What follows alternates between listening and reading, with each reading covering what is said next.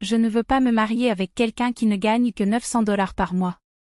Il n'y a pas de réponse de ma belle-mère au téléphone, peut-être est-elle sous le choc. Allô, vous êtes là?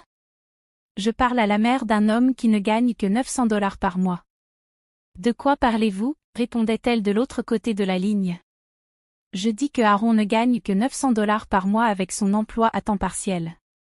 Je pense que vous avez oublié un zéro, a-t-elle dit. Non, non, ce sont vraiment 900 $ par mois. Je m'appelle Mélanie, j'ai 29 ans, je suis femme au foyer mais je travaille également depuis chez moi. Je suis mariée à mon mari, Aaron, depuis 5 ans, et nous vivons dans un appartement. Nous n'avons pas encore d'enfants et, bien que nous ne soyons pas riches, nous vivons confortablement et heureux, en faisant des travaux que nous aimons. Il y a environ 6 mois, les choses ont commencé à changer. Ma belle-mère, qui habite près de chez nous, a exigé de venir vivre chez nous. Malgré nos efforts pour expliquer que nous ne pouvions pas l'héberger, elle n'a pas voulu écouter. À ma grande surprise, Aaron l'a soutenue, ce qui a causé beaucoup de tension entre nous. Ensuite, Aaron a pris une décision perturbante. Depuis le décès de mon beau-père il y a quelques années, ma belle-mère vivait seule et se débrouillait bien, mais elle a commencé à se sentir mal à l'aise d'être seule et voulait s'installer chez nous. Cependant, la vraie raison était que sa maison était vieille et délabrée, elle ne voulait pas payer pour les réparations, alors elle pensait que venir vivre chez nous résoudrait son problème. Quand nous nous sommes mariés, Aaron m'avait promis que nous ne vivrions pas avec ses parents. La maison de ses parents est à seulement 10 minutes en voiture, donc si elle a besoin de quelque chose, nous pouvons nous y rendre facilement.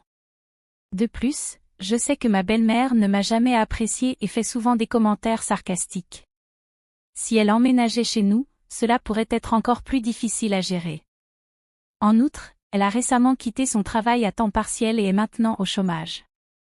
Si elle emménageait chez nous, nous devrions également couvrir ses dépenses de subsistance, ce que nous ne pouvons pas nous permettre en ce moment.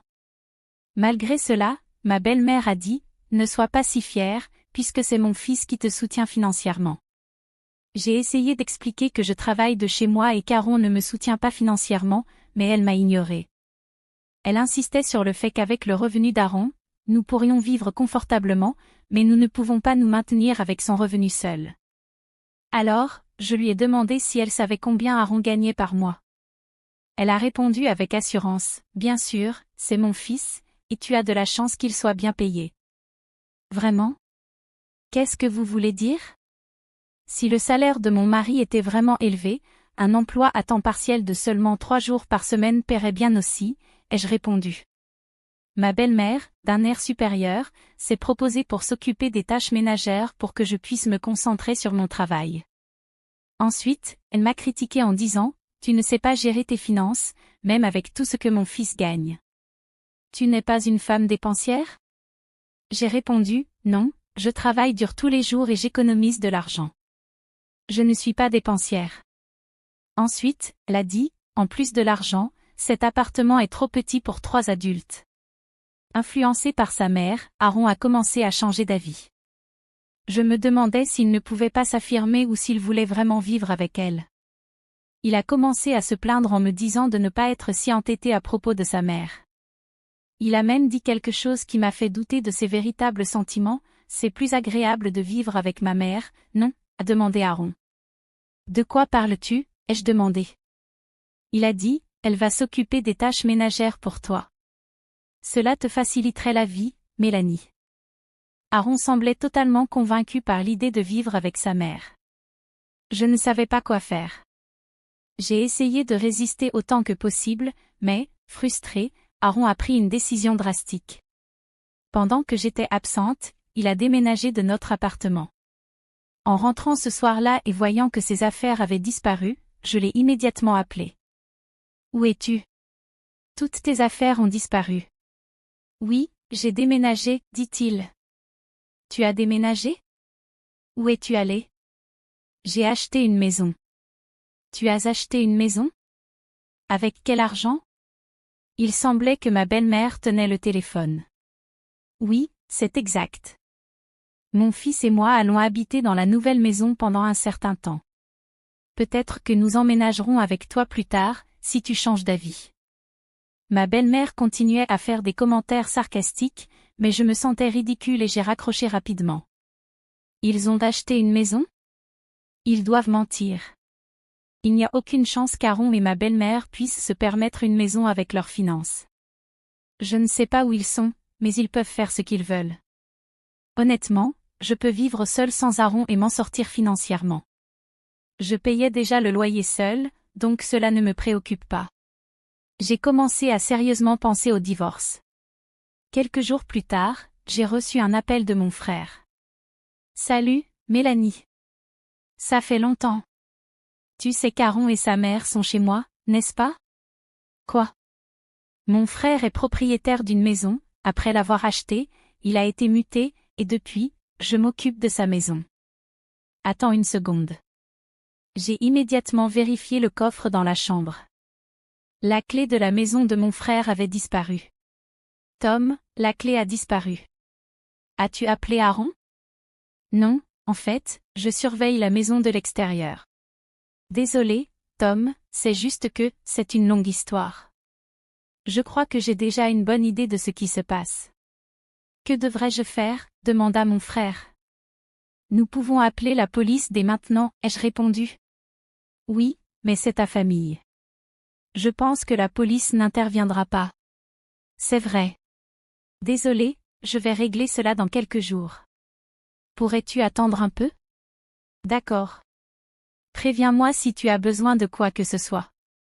Dès que j'ai raccroché avec mon frère, j'ai appelé mon mari. Ah, j'espère que tu le regrettes déjà maintenant, dit ma belle-mère. Pourquoi c'est toi qui réponds et pas Aaron? Où êtes-vous? Ah, tu ne sembles pas très désolé, n'est-ce pas? Où êtes-vous? Demandai-je de nouveau. Je ne crois pas devoir te dire quoi que ce soit, dit ma belle-mère avec arrogance.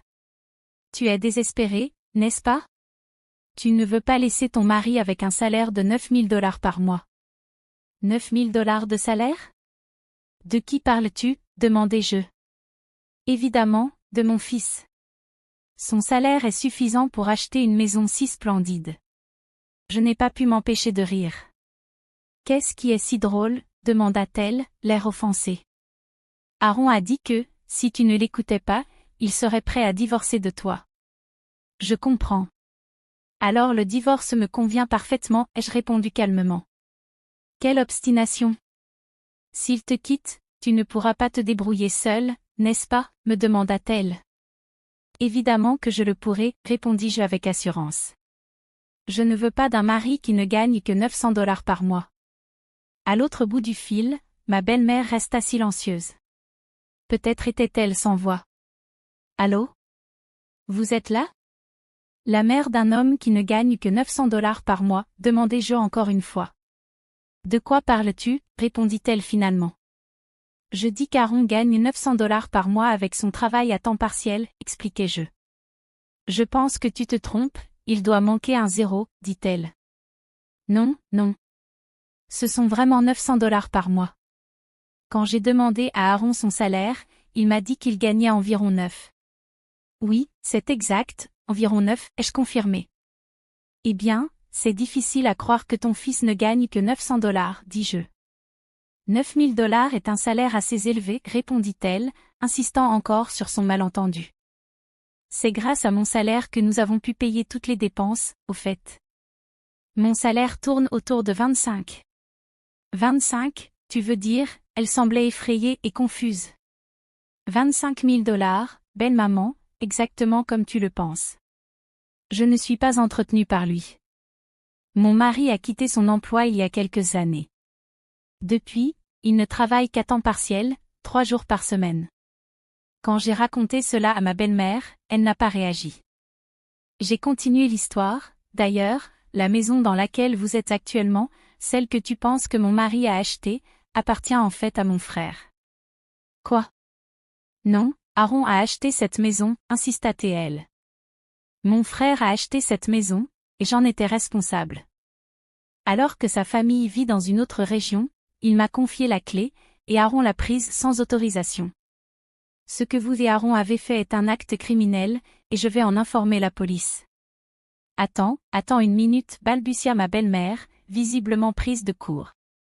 D'accord, nous partirons, mais s'il te plaît, ne contacte pas la police. Ma belle-mère a raccroché en criant. Je suis certaine qu'elle et Aaron étaient en pleine dispute. Quand je suis allée vérifier la maison de mon frère par la suite, Aaron et ma belle-mère étaient déjà partis, ils avaient sûrement fui en panique pour retourner chez elle. J'ai immédiatement contacté mon frère et je lui ai présenté mes excuses pour les désagréments causés par mon mari. Il me restait encore une dernière chose à faire, divorcer de mon mari égoïste. J'ai signé les papiers du divorce et les ai envoyés chez mes beaux-parents. Peu de temps après, mon mari m'a appelé, désespéré.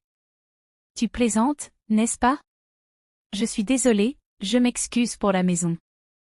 S'il te plaît, reconsidère, implorait Aaron au téléphone. Je ne peux pas être mariée à un voleur. S'il te plaît, profite-en pour vivre avec ta mère, que tu adores tant.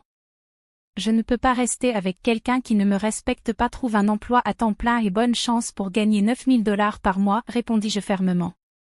Aaron n'a pas signé les papiers du divorce immédiatement, alors j'ai engagé un avocat. Avec de l'aide juridique, le divorce a été prononcé sans trop de problèmes. J'étais enfin libérée de cette situation impossible, à devoir gérer mon mari et ma belle-mère qui tentaient de m'imposer leur présence. Mon ex-mari et ma belle-mère continuent de vivre dans une maison en ruine. Aaron a essayé de trouver un emploi à temps plein en allant au centre pour l'emploi, mais, ayant travaillé seulement à temps partiel depuis si longtemps, il lui a été difficile de trouver une entreprise prête à l'embaucher à plein temps. Ils vivent toujours avec son revenu de 900 $, et ma belle-mère a dû reprendre un travail à temps partiel. Maintenant, ma belle-mère se plaint tous les jours à lui, et ils se disputent constamment. J'ai déménagé de l'appartement que je partageais avec Aaron pour un nouvel endroit.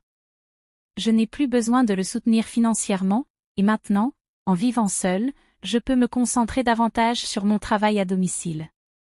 Mes revenus augmentent progressivement, et dès que j'aurai épargné assez d'argent, je prévois d'acheter une maison pour moi. Il n'a vraiment pas compris sa propre situation, n'est-ce pas? S'il avait réfléchi correctement, il aurait dû être reconnaissant envers sa femme. Au lieu de cela, en ne la valorisant pas, il a fini dans cette situation malheureuse. Merci d'avoir regardé. Abonnez-vous à la chaîne si vous avez aimé cette vidéo.